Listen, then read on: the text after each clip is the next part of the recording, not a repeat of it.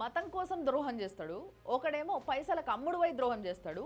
End of the day వీళ్ళిద్దరు కలిసి దేశ ద్రోహం చేస్తారు. అస్సాం ఎయిర్ ఫోర్స్ స్టేషన్ లో పనిచేసే సుమిత్ కుమార్ అనేటోడు పాకిస్తాన్కి చాలా సెన్సిటివ్ ఇన్ఫర్మేషన్ అమ్మేసిండు. మన ఫైటర్ జెట్స్ ఏడేడున్నాయి, మిజైల్ సిస్టమ్స్ ఏడున్నాయి, క్రూ డీటెయిల్స్ ఏంది, ఇవన్నీ పైసలకు అమ్ముకున్నాడు. 2 నెలల క్రితం రాజస్థాన్ జైసల్మీర్లా ఒకటి ఇట్లనే అనుమానాస్పదంగా దొరికిండు.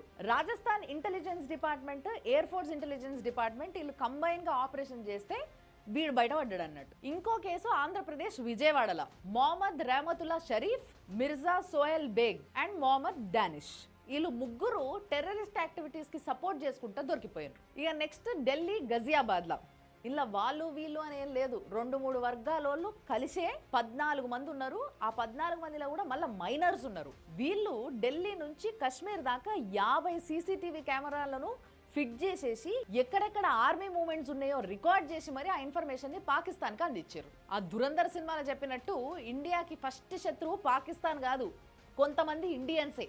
వాళ్ళు ఇట్లాంటి వాళ్ళే.